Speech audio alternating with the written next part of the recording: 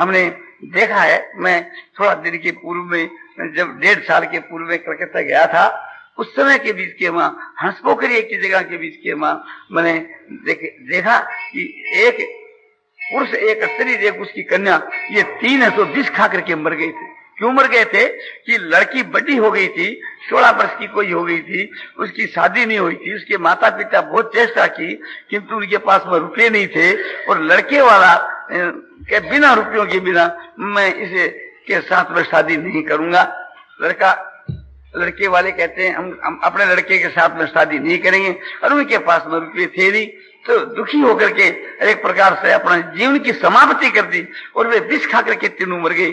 4-5 दिन के बाद उनकी लाशें मिली। कितनी दुख की बात।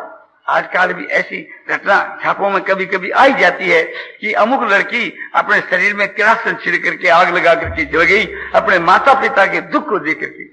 माता पिता रोते हैं, लड़की जब भी शादी नहीं होती तो माता पिता रोते हैं। मैं आपको नाम तो क्या बताऊं, लॉकडाउन से अभी हमारे पास स्थिति आई, एक भाई ने कहा कि मैं क्या करूं, मैं अपनी कन्या के विवाह के वास्ते बहुत ही आतुर हूं, कोई लड़का मिला नहीं। मैंने 1-2 चेष्टा करी किंतु विध नहीं बैठी। तो एक प्रकार से थी, वो बेचारा लाचार हो गया। कहता मैं लड़की को ये उपदेश देता हूं कि बेटी तुम आजीवन पर्यंत अपने ब्रह्मचर्य का पालन कर। एक अमरनाथ नाम का ब्राह्मण यहाँ आया था यहीं, और वो आपकी लड़की ने ये शिक्षा दी कि तू बेटी नेम ले ले कि मैं सो आजीवन ब्रह्मचर्य का पालन करूंगा। जाकर उसको नेम दिलाया एक प्रकार से। तो ये बहुत बुरी बात मैं समझता हूँ, क्योंकि उस लड़की से मैं बात करी खुद ने। मैं कहा कि भाई क्या तू इस बात का ब्रह्मचर्य का पालन करने का नेम लिया? तो वही भाई ने कहा कि हाँ मैं लिया। ऐसे यहाँ समझो कि नेम दिया। क्यों लिया? कि मेरे बाप ने यह बात कही कि मेरे पास विवाह करने के वास्ते रुपया नहीं है, मेरे भीतर के मां कोई त्याग नहीं है, बैराग नहीं है। मैं तो एक प्रकार से विवाह करने के वास्ते राजी हूं, किंतु विवाह होता नहीं है। इस कारण से मैंने ये नेम दिया। ये झांकी बात क्या पढ़ना। तो कितनी दुख की बात है कि बहुत से लोग रोते हैं, उनकी मां रोती है कि लड़की को कंवारी देख करके कि उसकी आंखों में आंसू आते हैं। एक गरीब भाई है, उसके 4 लड़कियां होगी, 5 लड़कियां होगी, वो बताओ कैसे विवाह करेगा? अपने आप को बिक्री भी कर दे तो लड़कियों का विवाह नहीं कर सकता।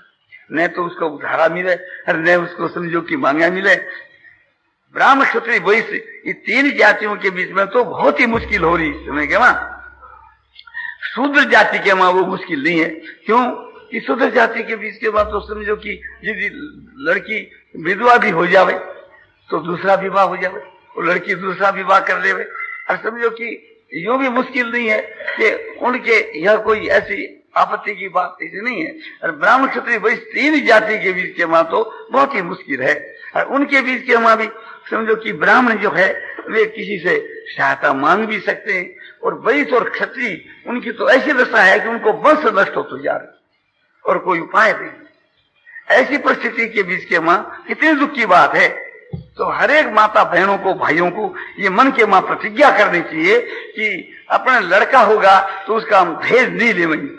कम से कम ये तो त्याग करना चाहिए कि अपने लड़का है तो उसका हम दहेज नहीं लेंगे और कुछ नहीं। तो दहेज की प्रथा को तो एकदम हटा ही देना चाहिए। यदि गवर्नमेंट इस प्रथा को हटावेंगे, एक प्रकार से कानून बनावेंगे, तो उस कानून के बनाने से कुछ तो लाभ होगा, किंतु पूरा लाभ नहीं होगा। अरे त्याग से जो फायदा होता है वो कानून से वो फायदा नहीं होता। इसलिए हर एक माता बहनों को, भाइयों को, सबको मन के मां ये जोश के साथ में मन में ये प्रतिज्ञा करनी चाहिए कि हम विवाह शादी के मां दहेज तो नहीं लेंगे। आज समझो किसी 22-22 की लड़की है तो कम से कम 3-4 हजार के बिना तो उसके विवाह शादी होगा ही नहीं। और वो 100 रुपया महीने का कमा हुआ है तो 100 रुपया तो उनके खाने पीने के खर्च में ही लग जाता है। वो कैसे बेचारा काम चलाएगा? और जो ये समझो दिखावा जो दिखाया जाता है मुकलावे का, विवाह का, शादी का, वो बड़ी खतरे की चीज है। उससे देख करके प्रोत्साहन मिलता है, खर्च बढ़ता है उससे। तो ये प्रथा बिल्कुल खराब है, ये बंद होनी चाहिए। और साथ साथ के बीच के मां समझो कि मुकलावे की और ब्याह की और हर एक शादी के मां बहुत सा जो कपड़ा दिया जाता है और वो कपड़ा किसी काम में फिर नहीं आता। बढ़िया बढ़िया जो पोशाक है वो साल के माँ 1-2 बार पहनी जाती है, वो बड़ी बड़ी खराब हो जाती है और धन की धूल हो जाती है। तो हरेक माता बहनों भाइयों को ये विचार करना चाहिए कि जो ये बढ़िया पोशाकें दी जाती है, जिसको हम लोग तिल कहते हैं, वो तिल नहीं है, वो तीर है मारने वाला। तो एक प्रकार से बढ़िया पोशाक है वो, उसको बढ़िया पोशाक बंद होनी चाहिए। और समझो कि हरेक विवाह शादी के बीच के वहाँ जब सगाई होती है, जिसको बागदान कहते हैं, वहां से लेकर के अरे समझो कि विवाह तक के बीच के वहाँ कई नेकों के बीच के वहाँ ये चोला दो, ये कब्जा दो, ये अमुक दो, एक एक गरीब के यहाँ समझो कि आपने इसके 15 कब्जा दो भैया, और कब्जा के ऊपर साथ में फिर रुपया भी दो। आप सोचो कि कितनी दुख की बात है, वो कहाँ से बेचारा कब्जा लाएगा, कहाँ से रुपया लाएगा, उसको खाने के वास्ते रोटी नहीं मिल रही है और उसको यदि विवाह शादी करनी पड़े तो दुख की बात है। दूसरी बात यह है कि आज जो गरीब भाई है, चाहे ब्राह्मण हो चाहे वैश्य हो, कोई भाई कहते हैं कि ब्राह्मण की कन्या का विवाह करने से फायदा है। मैं तो समझता हूं कि वैश्य और क्षत्रिय की कन्या का विवाह कराने से उसे ज्यादा फायदा है। वास्तव के वहां कन्या का दान है ना, कन्या का विवाह है, तो ब्राह्मण की हो तो क्या और वैश्य की हो तो क्या और क्षत्रिय की हो तो क्या, किसी भी कन्या का विवाह करो, कन्या के विवाह में तो फायदा ही फायदा है करने वाले को। तो हर एक प्रकार से उसको मदद देनी चाहिए। जो वैश्य और क्षत्रिय ऐसे दान नहीं लेवे तो उसको उधारा के रूप में दे देना चाहिए। अपने मन में समझ लेना चाहिए कि उधारा तो कहने का है, आने जाने कुछ है नहीं, एक प्रकार से थी तो और भी उत्तम बात है। तो ऐसा भाव समझ करके हर एक वैश्य भाई को, क्षत्रिय को, ब्राह्मण को विशेष सहायता करनी चाहिए। और जो वैश्य जाति से भी ज्यादा दुखी है, समझो कि क्षत्रियों के घर में कभी जाने का काम पड़ जाता है तो रोना आ जाता है कि उनके खाने के लिए, हमने पैरने के लिए वस्त्र नहीं। एक दिन वे जमींदार थे, आज एक प्रकार गरीब घर की है, तो वो भी मैं ब्राह्मण क्षत्रिय वैश्य उच्च जाति की जो विधवा स्त्रियां है उनकी सेवा के लिए कहता हूँ, शूद्रों की विधवा स्त्रियों के लिए सेवा के लिए नहीं कहता। क्यों नहीं कहता कि क्या शूद्रों के साथ में आपका द्वेष है? तो द्वेष नहीं, शूद्र की जो विधवा स्त्री है वो आता कर लेती है, उसको पति बना लेती है, दूसरे के में चली जाती है। शूद्र जाति के जो लोग हैं वे उस प्रथा को काम में लाने लगे। वेणु के राज के बाद जितने शूद्र हुए हैं उसके बाद में यह नाता होना, पुनर्विवाह होना शूद्र जाति के मां समझो कि आपने होने लगा। तो ये एक प्रकार से थी शूद्र जाति में आपने इस विषय के मां विचार करने की आवश्यकता नहीं। ब्राह्मण क्षत्रिय वैश्य इन 3 जाति की जो विधवा स्त्री है उनकी क्या दशा हो रही है, देखने से आंसुपात होने चाहिए। विधवा स्त्रियों का जो विवाह के समय में दिया हुआ जो गहना है ये भी एक प्रकार से उसका छीन लिया जाता है। उसकी सास या ससुर कहीं छीन लेते हैं, कहीं पीर के माँ उसके भाई और भौजाई छीन लेते हैं, या समझा करके फुसला करके उसको ले लेते हैं और हजम कर जाते हैं। सभी नहीं, मैं किसी के यहाँ ये बात कहता हूँ, और जिसके माँ यह आपत्ति है उन्हीं की सेवा के लिए कहता हूँ, सबकी सेवा के लिए भी नहीं कहता कि मात्र विधवा की सेवा करनी चाहिए, ये मेरा कहना नहीं है। उन विधवाओं के माँ जो दुखिया है, उन विधवाओं के बीच के माँ जिसका ग्रहण चला गया है, जिसका समझो कि रुपया चला गया है, ऐसे हम लोग हैं जो पुरुष जो कहलाने वाले कि एक प्रकार से उसे की तरफ ध्यान नहीं देते हैं। हमारे घरों की स्त्रियां उस विधवा माताओं को समझो कि ताना मारती है, पीर के माँ भी और ससुराल के बीच के माँ भी, उनको कहीं भी जगह नहीं है। ऐसी भी जो विधवा स्त्रियां वो रोती है, आंखों में आंसू बहाती है, उसकी दुष्ट से थी समझो कि आपने बड़ा भारी हम लोगों को अपराध होता है, उनकी दुष्ट हमारा अनिष्ट हो जाता है। तो हरेक भाई बहनों को यह ख्याल करना चाहिए कि विधवा माताओं को कष्ट कभी नहीं देना चाहिए, उनकी हरेक प्रकार से सेवा करनी चाहिए। और यह भी देखा जाता है कि जो मनुष्य मरने के समय के बीच के माँ अपनी स्त्री के लिए अपने जीवन जोखिम आपकी थी वो लिख गया है कि मेरे जीवन जोखिम का रुपया मेरे मरने के बाद मेरी स्त्री को मिले। वे भी हमने देखा है, प्रत्यक्ष देखा है, ना देखा है, नाम आपको नहीं बतलाता हूँ, एकांत में बता भी सकता हूँ कि उसके घर वाले उसको फुसला कर उसकी सही कर विधवा स्त्री का भावी जीवन जो है जिस पर निर्भर करता है, वे रुपये जो बुरे नेग के मरने के समय के रुपये, वे रुपये भी लोग रख लेते हैं और समझो कि उसको अस्तीफा देते हैं, जवाब दे देते हैं। तो वो असली धन है। ईश्वर के घरे जो कानून है उसे तो घोर दंड मिलेगा हम लोगों को, किंतु भगवान के घर जो कानून है उसके सिवा गवर्नमेंट के भी यह कानून है कि असली धन को कोई आदमी हजम नहीं कर सकता। पर मैं गवर्नमेंट को भी ये दोष देता हूँ कि गवर्नमेंट के कान तो है, आंख नहीं। गवर्नमेंट को आंख से देखना चाहिए कि विधवाओं की क्या दशा हो रही है, और जो दुष्ट उनके धन को हजम कर रहे हैं उनको पकड़ पकड़ करके उनका धन लेकर के उन विधवाओं को देना चाहिए। ये गवर्नमेंट का कर्तव्य है। गवर्नमेंट अपने कर्तव्य से च्युत है इस विषय की।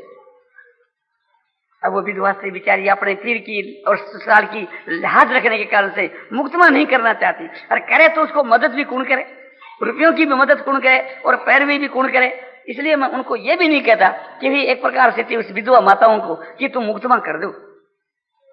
मैं तो उन भाइयों से ये प्रार्थना करता हूं कि तुम थोड़ा ख्याल करो, उनका जो हक है, उनका जो धन है, वो गौ की समझो गौशाला के रुपये से बढ़ करके भी वो एक प्रकार से उनका हक है। और ये तीन जो चीज है उसका गहना और उसे के मरने के, पति के मरने के समय के बीच के मां जो बुरे नेक के रुपये और उनके नाम के रुपये जो खास उनका धन है, और जो पति उसके नाम से कर गया है या दे गया है या बीमा उसके नाम से कर गया है, वे रुपये खास उसे आश्रय के हैं, वे रुपये तो उनको दे ही देने चाहिए। घर में पांति मत दो, अपने मकान में पांति मत दो। वास्तव में तो घर और मकान और सब में उसका हिस्सा वो देना चाहिए, किंतु तुम्हारे दिल के बीच के मां गलानी नहीं है तो कम से कम ये तो काम करना ही चाहिए। हर एक माता बहनों को, भाइयों को इसके लिए अपना कटिबद्ध होकर के उस विधवा माताओं की सेवा करनी चाहिए, सहायता करनी चाहिए, हर प्रकार से उनकी सहायता करनी चाहिए। और वे नालायक लोग यदि ऐसा नहीं देवे तो ऐसी परिस्थिति में अपनी शक्ति के अनुसार समझो उनकी रुपयों से सेवा करनी चाहिए, सहायता करनी चाहिए। और विधवा माताओं का यह कर्तव्य है कि एक प्रकार से जब तक शरीर में अपना दम है, शरीर से परिश्रम करके अपने शरीर का निर्वाह कर लेना चाहिए, किंतु दूसरों से सहायता लेकर अपना निर्वाह नहीं करना। उनका यह कर्तव्य है कि समझो कि जैसे ब्राह्मणी रसोई बना करके 20 रुपया महीना लेकर के अपना जीवन का निर्वाह करती है, ऐसे वैश्य के स्त्री, क्षत्रिय के स्त्री, उनको भी समझो विधवा स्त्रियों को अपने मजूरी करके, सेवा करके, रसोई बना करके, काष्ण मांझ करके समझो कि अपने शरीर का निर्वाह कर लेना चाहिए। उसमें कोई भी दोष की बात नहीं, क्योंकि वो अपने करड़े पसीने का पैसा है, मजूरी का पैसा है, मेहनत का पैसा है। मेहनत करने में कोई पाप नहीं है। पाप है तो समझो कि अपने बुरा काम करने में, जारी करने में, चोरी करने में, व्यभिचार करने में, बुरा काम करने में पाप है, और परिश्रम करके अपने शरीर का निर्वाह करने में कोई पाप नहीं। तो इस प्रकार से विधवा माताओं की तरफ भी हम लोगों को ध्यान देना चाहिए। और ये दहेज की जो प्रथा है इसको हर एक प्रकार से हटाने की चेष्टा करनी। आज एक समझो कि किसी भी गरीब भाई के 3 या 4 लड़कियां हैं, आज आप लोग लाखों रुपया खर्च करते हैं, हजारों रुपया खर्च करते हैं, आप लोगों का जो दान है वो बर्बाद होता है। आप लोगों का दान बहुत उच्च काम में लगे, ऐसी बात हम नहीं देखते। आप जो एक प्रकार से कोई स्त्री कहती है कि मैं तुला दान करती हूँ, मैं तो कहता हूँ धिक्कार तेरे तुला दान को, जब तेरे घर के बीच के वहां एक विधवा स्त्री बैठी है और वो रोटियों के लिए दुख पाती है, तू तुला दान करने को जा रही है कुरुक्षेत्र के बीच के वहां। एक जो समझो कि आपने देखते हैं कि भी घर के बीच में, अपने कुटुंब में, अपने कबीले में एक उसके अपने कुटुंब की लड़की कुंवारी कन्या बैठी है और उसका विवाह नहीं होता है पैसों के बिना। अरे मूर्खा, उसके विवाह के मां जो तुम्हारे को लाभ हो सकता है वो तुला दान के मां तुम्हारे को वो लाभ नहीं हो सकता, वो जग करने में वो लाभ नहीं हो सकता। वो एक प्रकार से समझो कि ये सोमवती अमावस्या है, ये समझो कि उजमन है, एकादशी को उजमन है, चौथ को उजमन है, इस उजमनों के बीच के मां धन लगाने से वो फायदा नहीं होता। वो एक तीर्थों में जाकर के पंडों को रुपया देने में वो फायदा नहीं होता कि जो फायदा एक विधवा जो स्त्री है, एक जो कन्या की शादी के बीच के मां जो रुपया लगाने से जो फायदा हो सकता है। वर्तमान समय के बीच के मां बहुत सी लड़कियां समझो कि अपने रसवाला हो जाती है, 14 वर्ष की उम्र की, 16 वर्ष की उम्र की, हम देखते हैं कि अपने 17-18 वर्ष की उम्र की लड़कियां भी हम अपने आंखों से देखते हैं। अरे 3 वर्ष से 4 वर्ष से वो रसवाला हो रही है। हमारे शास्त्रों में नियम बनाया कि रसवाला के पहले उसका विवाह कर देना चाहिए। जब रजोदर्शन हो जाता है तो उसके माता पिता को दंड होता है, नरक में जाते हैं, यहाँ तक शास्त्रों में लिखा है। तो अब माँ बाप क्या करे, लड़का नहीं मिले तो क्या करे माँ बाप। तो इसका मैं माँ बाप का दोष नहीं मानता हूँ, मैं दोष मानता हूँ इस विषय में लड़के वाले का। लड़के वाला जो रुपया ऐंठ कर जो लेता है उनको घोर दंड होना चाहिए। आज संसार के बीच के वहां बहुत सी लड़कियां जो आपने समझो जल करके भस्म हो जाती है माता पिता के दुख को दे करके। बहुत से माता पिता दुखी होकर के विष खा करके अपने सब प्राण दे देते हैं। उन सब का पाप किसको लगेगा कि जो दहेज लेने वाला जो पुरुष है उसको लगेगा। दहेज लेने वाले लड़के के माँ बाप को समझो इनका पाप लगेगा, उन्हीं के कारण से अन्याय हो रहा है। तो दहेज की प्रथा जो एकदम उठाने के लायक है। दूसरी बात आपको ये बतलाई जाती है ये आपको थोड़ा गौर करके ध्यान देना चाहिए कि आज क्या दशा हमारे देश की हो रही। आज एक लड़की बीमार पड़ती है तो उसके इलाज कराने की हम लोग चेष्टा नहीं करते, ये सोचते हैं कि मर जावे तो अच्छी बात है। 15 वर्ष की लड़की है, किसी बहाने से जान करके तो मार नहीं सकते, अपनी मौत से मर जावे तो बस 5,000 रुपया बच जाए उसके लिए। गरीब आदमी भगवान से प्रार्थना करते हैं कि हे भगवान, हमारी तुम लज्जा को राखो और तुम्हें इस लड़की को ऐसा मौत दे दो। आज थोड़े समय के पहले वर्तमान के मां ये बात हमने सुनी कि अपने देशों के बीच के मां राजपूत जो लोग हैं उनके खर्च बढ़ गया था, उसे कि जागीरदार जो थे उनकी जागीरदारों की जागीर जो है वो एक प्रकार से दहेज में चली जाया करती थी। तो नतीजा क्या हुआ कि उनके लड़की जब पैदा होती थी तो पैदा होने के साथ उस लड़की को अपने बाली के धुरों में ले जा करके और जीती हुई लड़की को खादा खोद करके गाड़ दिया। ये बात समझो कि अभी राजपूतों के मां कहीं कहीं दुष्टों के बीच के मां है, अच्छे राजपूतों में नहीं किंतु दुष्टों के बीच के मां अभी कहीं कहीं है। तो कितनी घृणित बात है, कितनी दुख की बात है कि जीती हुई लड़की और उसके बाप उसके भाई ले जा करके उसको जीती हुई को गाड़ते हैं। एक कुत्ते को भी जीते हुए को जिस प्रकार से गाड़ा नहीं जाता, कुत्ते के बच्चे को भी अपने बच्चों को गाड़ देते हैं, तो कितनी घृणित बात है। इसी प्रकार से समझो कि आगे जाकर के लोग अपनी लड़की को मारने के वास्ते तैयार हो जाओ तो कोई बात नहीं। तो ये बड़ी भारी हत्या है। और एक आपको मैं गुप्त बात बतलाता हूँ कि आज हमारे घर के वहां समझो कि 14 वर्ष की लड़की होगी, 16 वर्ष की लड़की होगी, मैं आपको पूछता हूँ कि यदि उसके गर्भ रह जावे कुसंग के कारण से तो आपके पास क्या उपाय है? यदि उसको आप गर्भ को गिराओ तो आपको भ्रूण हत्या लगेगी, लड़का जन्मा करके मारो तो आपको बाल हत्या लगेगी, यदि उसको घर से लड़की को अपने बाहर निकाल दो तो वो अपने बेजाती या मुसलमानी या जैसा हो जाएगी तो आपके कुल के कलंक लगेगा, आपके पितर घोर नरक में जाएंगे।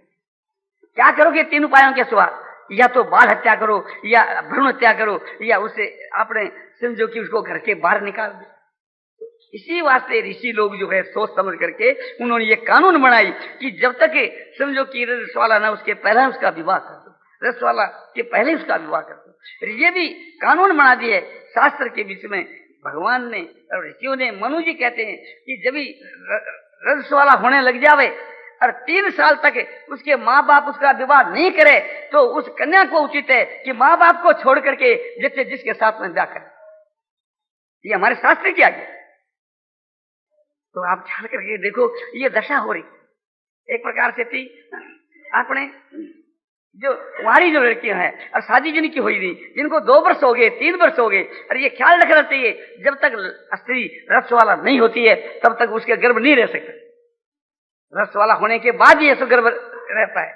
इसलिए ऋषियों ने ये कानून बनाई कि एक प्रकार से रस वाला के पूर्व उसका विवाह कर, और समझो कि विवाह छोटी अवस्था में कर दिया और छोटी अवस्था के में उसका मुकलावा कर दिया। ये भी ठीक नहीं कि जब तक कन्या रस वाला नहीं होती है और उसके पहला उसका पति उसके साथ में सहवास कर लेता है तो उसका जो समझो कि कच्चा जो एक प्रकार से भीतर का जो साबर जनने की जो बच्चा जनने का जो जंत्र है वो खराब हो जाता है, उसका पेट दुखता है, उसके बीमारियां होती है, वो बेमौत तो कोई मर भी जाती है और नहीं तो बीमारी तो अवश्य हो जाती है।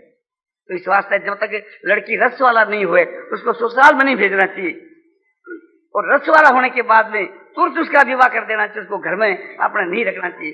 यहाँ तक है कि समझो कि आपने रस वाला होने के बाद में लगन भी नहीं देखना चाहिए, मुहूर्त भी नहीं देखना चाहिए, चौथा दिन देख करके अच्छा दिन देख करके उसकी शादी कर देनी चाहिए। कोई तो कहता है कि 1 महीने के भीतर, कोई कहता है 2 महीना के 4 महीना के भीतर, किंतु समझो कि अधिक काल के लिए कोई भी ऋषि मुनि नहीं कहता। जितनी स्मृतियां हैं आप निकाल करके देख लो, किसी भी स्मृति में आपको यह प्रमाण नहीं मिलेगा कि साल भर ठहरना चाहिए, 2 साल भर ठहरना। यहाँ तक लड़की के लिए आज्ञा है कि तेरे माँ बाप यदि एक प्रकार से तुम्हारी शादी नहीं करे तो तू स्वतंत्र तेरे जिसके साथ में जा। तो कितनी अपने दुर्दशा हो रही है। तो हर एक भाइयों को, माता बहनों को मन के में ये प्रतिज्ञा करनी चाहिए कि हम दहेज की प्रथा को उखाड़ देंगे, हम दहेज नहीं लेंगे। एक प्रकार से ये दहेज की जो प्रथा है हमारे लिए बड़ी भारी घात है। तो गवों के विषय में आपको कहा, ये दहेज की प्रथा के विषय में कहा, विधवा माताओं के विषय में कहा।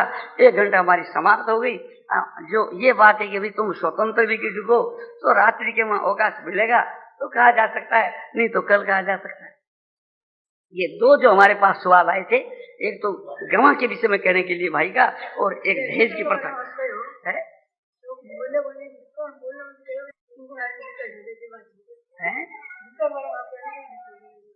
वो जूता के बारे में तो नाम तो नहीं पता, यही बात कही थी कि जो जिस भाई को ये मंजूर हो वो भगवान की जय बोले, तो जय बोलने में तो सगड़ी भाई बोले क्या पता, इन्होंने त्याग किया हो तो वही जाने। और जो भाई ने जूता का त्याग किया है आज से, और वो बहुत से जूता एक प्रकार से कपड़े के पहनते ही नहीं है, और जो पहनते हैं उन्होंने त्याग किया है, उनको जूतों की जरूरत हो गए तो जूता उनको अपने यहाँ मिल सके, कपड़े गोविंद उनका जो जूता है, हाँ उनको मिल सके है।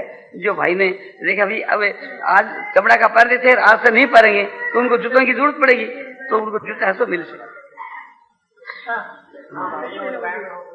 हाँ, लुगाई की जूती, भाइयों की जूती मिल सके। और दहेज के विषय के बीच के मां जो है भविष्य के मां नहीं ले लो, इस विषय के मां आप लोग जो धारणा करी हो, आप लोगों की बात ठीक मालूम यही हो, तो मैं ये कहता हूं कि एक प्रकार से एक भविष्य के वास्ते अपने इसके लिए तैयार रहना चाहिए। कठिन से कठिन समझो कि कठिनाई को मुकाबलो करना चाहिए। नाम तो मैं इसलिए नहीं लिखाया कि एक प्रकार से एक आप लोग मन में ही रखें, और तो और अच्छी बात रहेगी। और नाम लिखा करके फिर उसको काम में नहीं लाने से उसकी थोड़ी बदनामी होती है, तो इस बात को हृदय में समझ कर काम में लाओ तो अच्छी बात है।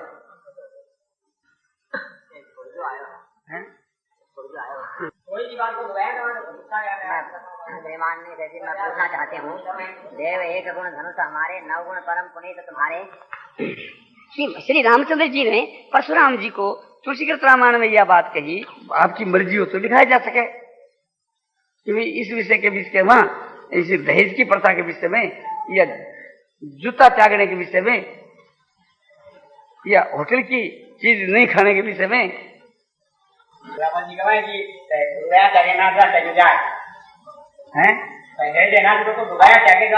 तो बुलाया तो सब अपने लोग पुरुष भी बैठे हैं, स्त्रियां भी अपने बैठे, अपने सब साथ में आए। नारायण नारायण नारायण श्रीमन नारायण नारायण नारायण श्रीमन नारायण नारायण नारायण श्रीमन नारायण नारायण नारायण श्रीमन नारायण। श्यावर रामचंद्र की जय। मोर मुकुट बंसी वाले की। तो रात की टाइम कौन सी रखनी? 8 बजे से 10 की और पालना कर दी।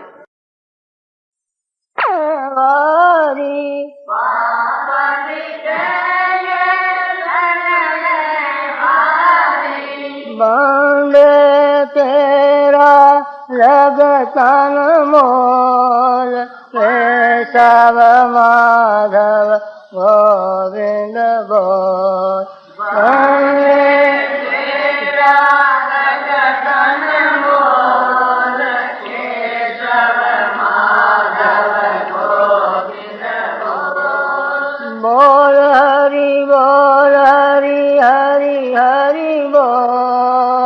केशव माधव गोविंद बोल।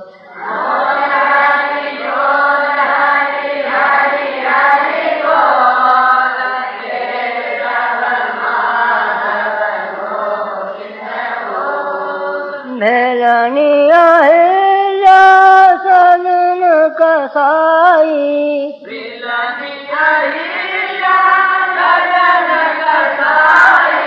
नाम जपन से मुक्ति पाई, नाम जपन से मुक्ति पाई।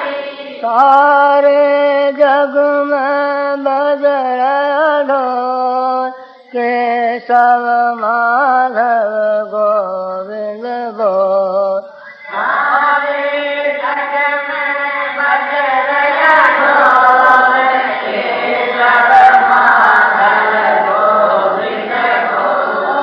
बोल हरि हरि हरि बोल, केशव माधव गोविंद बोल। बोल हरि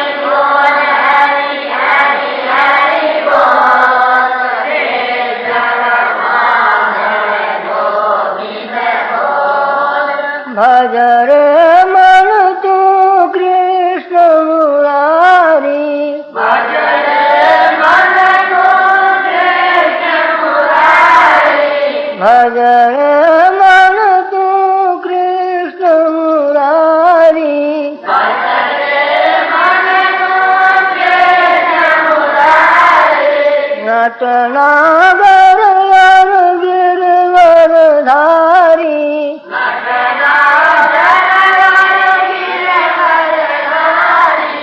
नटनागर गिरवर धारी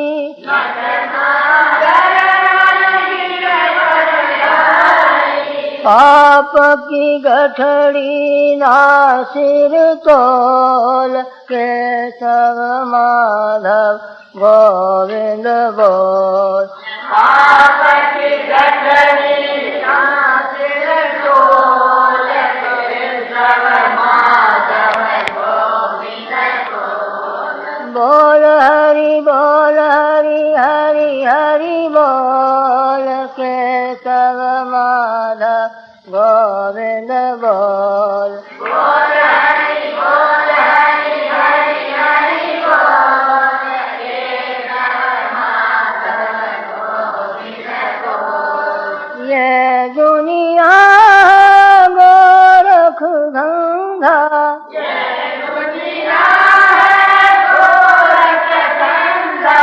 मरम समझता कोई कोई बंदा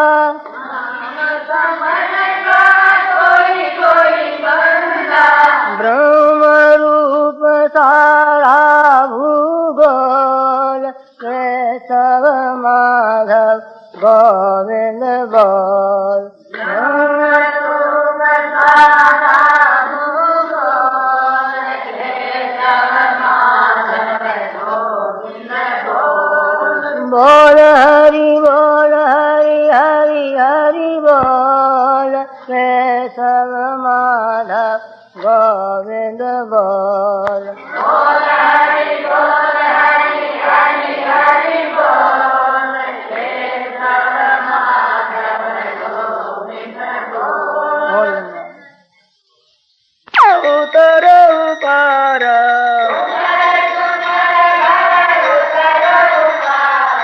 जय सिया राम जय जय सिया राम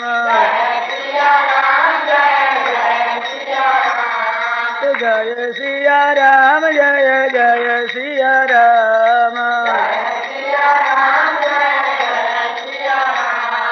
जय सिया राम जय जय सिया राम जय सिया राम जय जय सिया राम नाई कली कर मन भगति विवेकु राम नाम अवलंबन एकु जय सिया राम जय जय सिया राम जय सिया राम जय जय सिया राम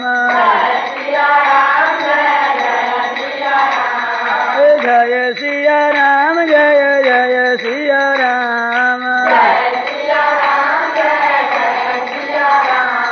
जय सिया राम जय जय सिया राम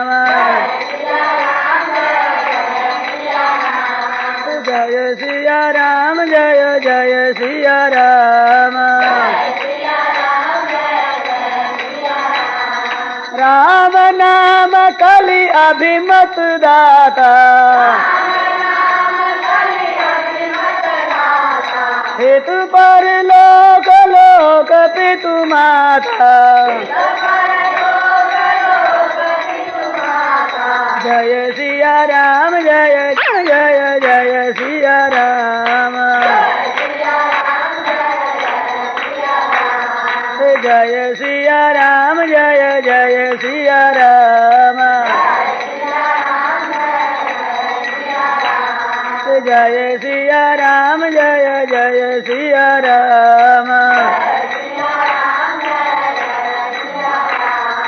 जय सिया राम जय जय सिया राम जय सिया राम जय जय सिया राम जय सिया राम जय जय सिया राम जय सिया राम जय जय सिया राम जय सिया राम जय जय सिया राम